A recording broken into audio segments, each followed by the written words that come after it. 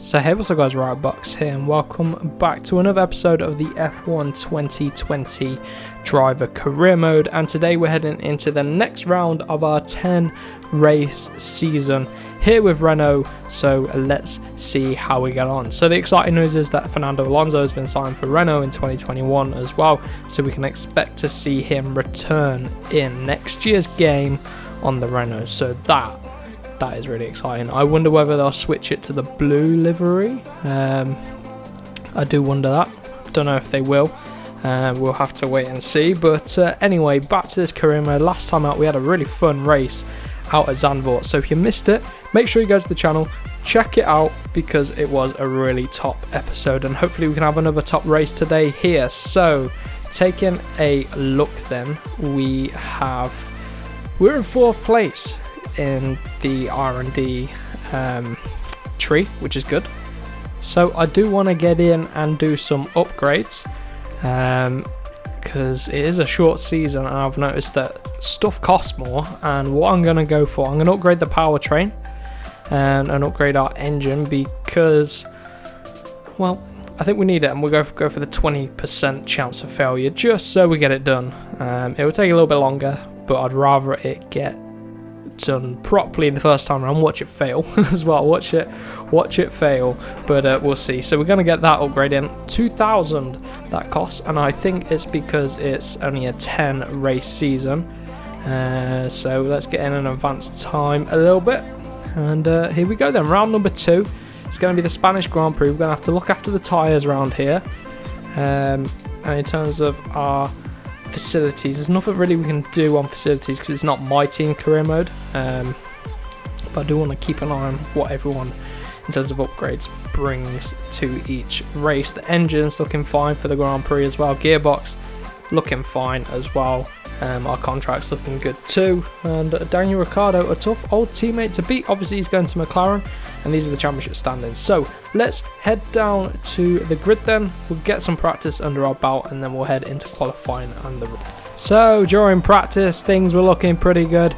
We picked up the track acclimatization and also the fuel saving, so got some more R&D points under the belt. So feeling confident heading into qualifying, so let's get straight down to the grid then. It is time for qualifying here at the Spanish Grand Prix, and we've got one shot to go after our best qualifying lap. So let's see what we can do.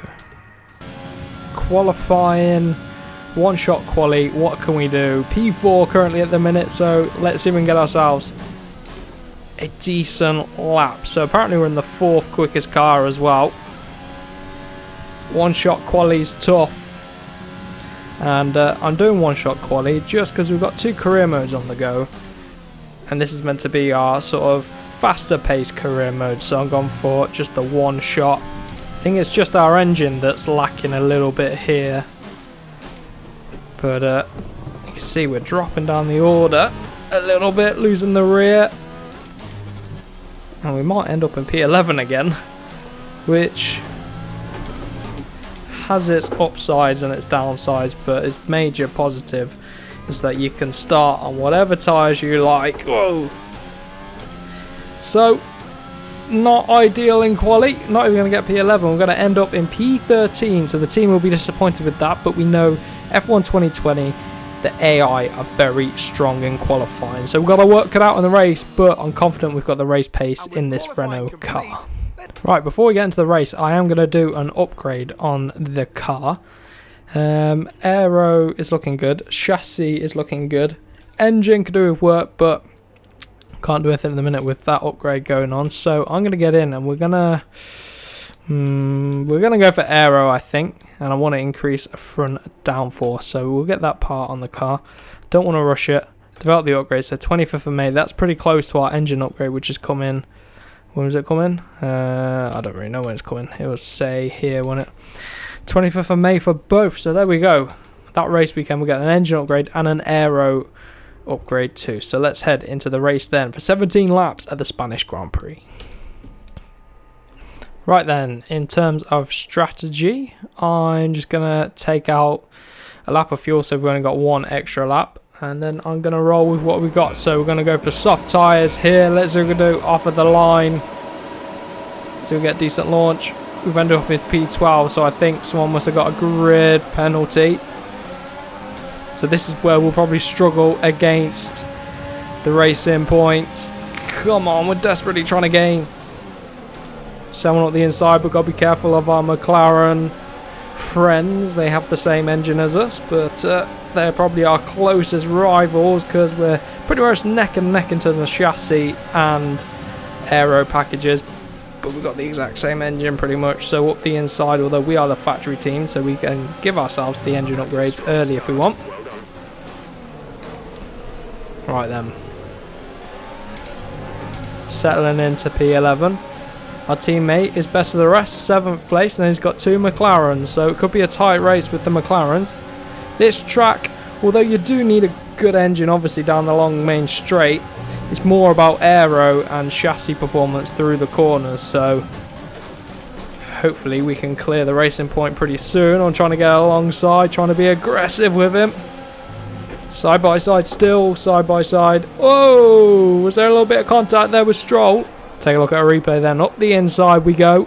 Side by side with the pink Mercedes. Did someone lose a bit of front wing? No, not quite. And oh, we just squeezed him too much there and round he goes. Alright, that's one way to get an overtake done, I guess. Move them out of the way, but couldn't really tell. It was quite tight through there. Going side by side was always going to be dangerous. So we just got to get our head down now, refocus and chase after Sainz and Norris. See if we've got the race pace then here today. On paper we should, but in reality, once the AI get a bit of a gap, they seem to go. But let's see if I can chase them down, and then I'll start thinking about pit strategies. So then ending lap number 3, starting lap number 4. Pit window's coming up, and I am struggling for understeer a little bit, so I cannot wait to get some fresh tyres on. I might have to go for an undercut to close this gap. The gap's growing to 3.5. I'm going to tweak the front wing. I've got it on 5 at the minute. I'm going to tweak it up to 6 at the pit stops, just to help us out throughout the rest of the race. Lap 6 is the pit window. I'm going to come in on lap 5 probably, so a lap early, but just to make sure we get to the end of the race in the second stint. Look how much understeer we got on exit at that corner. Gap's grown to 4.2. Really struggling at this point with the front end. Coming into the pits though, too much sausage curb there. Coming into pits then, lap early, missed the cone, but we're in the pits anyway. And we're going to go for a bit of an undercut if we can. The gap was 5 seconds up to the 2 McLarens. They were really pushing. Once they pull out a gap to you, once you're about 2 seconds away, they really do up the pace. That's what I've noticed in this game. But anyway, let's see if we can find some pace then. I've upped the front wing to 6. We've gone for medium tyres. Engine's looking good too, so let's just push now to try and close the gap, get a decent outlap. That's all we need now. A few people in the pits then. Can't see any McLarens just yet. I think Sainz is just there. Look, he's grown the gap. I think he was ahead. I think it was Norris. Actually, no, I can't quite remember. 4.5 seconds is the gap, so we've closed him down a tad on our outlap. Got to build up some battery charge now because we're a little bit low. Keep concentrating on hitting our apexes, finding some decent time out on track if we can. More people in the pits then. We're going to come back into P10 now. This is pretty good. So let's drop it down to mix 2. And Sainz is 4.4 seconds up the road now. And he's just behind his teammate Norris. If they start battling, we may catch up. We've done a decent lap time that time. I think we might have closed down Sainz by like a 10th or 2, but it's not enough. Nothing crazy at this stage of the race. So then 5.5 seconds up to Carlos Sainz. The McLaren seem to have the better of us at this stage in the race. But we're sitting in a points paying position. I would take that. Our teammate Daniel Ricciardo up in P7. That's good as well for the team, but obviously we want to try and beat him, don't we, really?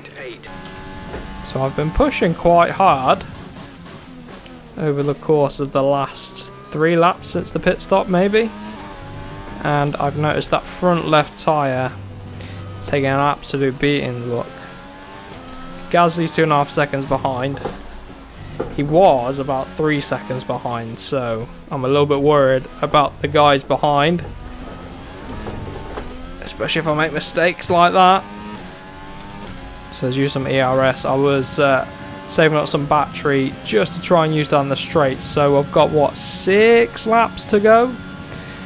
So we need to be careful. The guys behind are catching up pretty quick. So let me get my head down. Keep hitting our apexes. Try and look after the front left. But I mean, it's tricky when you get to corners like this, because look at that front left tyre. Takes a beating. So I've been lapping pretty good over the last couple of laps.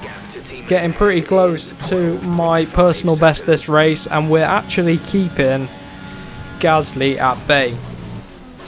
His tyre wear must be kicking in, and as our car's getting lighter, it's performing better. Still can't catch up to Carlos Sainz. He's pulling away. He's almost 10 seconds clear of us. So at the minute, it's all about holding on to the last points paying position. Everyone's been pretty solid up front.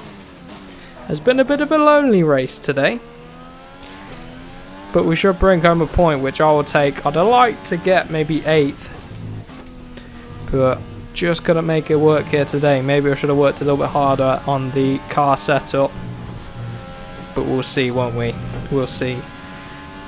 3 seconds clear of the guys behind. So about 3 laps to go as well. So feeling pretty good at the minute. So Kimi Räikkönen, something's happened to him. Oh, his Ferrari engine's blown. And he's behind us. So we're not going to get in any positions. But off he goes to the side of the track. There he is at the side of the track still. Marshall's decided not to clear him. Wonder if that'll bring out a safety car. I doubt it. It's probably just going to be yellow flags in that sector for the next lap. Look at this. We're on the last lap now. And Perez must have cleared Gasly maybe on the previous lap or two.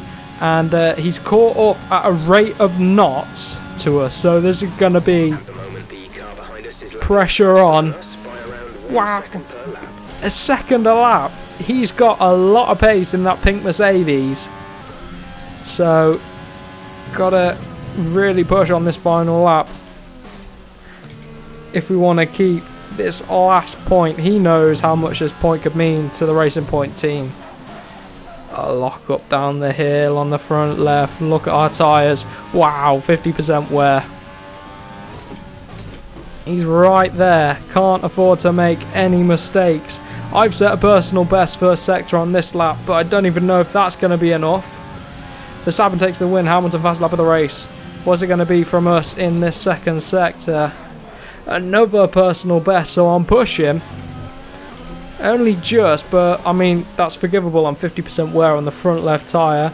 Oh, you can feel it through that corner, the lack of grip on the left-hand side. Perez pushing like mad. Whoa, too much on the sausage curb. Yellow banana meets yellow banana. Whoa, come on, round the final corner. Let's go. He's right there with us. And he's not able to do anything. One more lap, he probably would have got us. And I just lost quite a bit of time in the final sector. Whew. What an end to that race. So then, in the end, it is a Red Bull that takes the win. Hamilton got the fastest lap of the race, so he will gain a point from that. Ricciardo, best of the rest. Once again, Daniel Ricciardo showing solid pace here in the Renault this season. Then we weren't able to beat our rivals McLaren, but we did end up with at least 1 point. So that's 7 points in the bag for the team, and an extra point for our championship. And we are currently got half the points of Daniel Ricciardo. Albon's just overtaken us in the drivers' standards, but we're still ahead of the McLarens. Constructors wise, we are still ahead of McLaren, but they are catching. They've just bagged themselves some more points to get ahead of AlphaTauri. So that has been it for today's episode.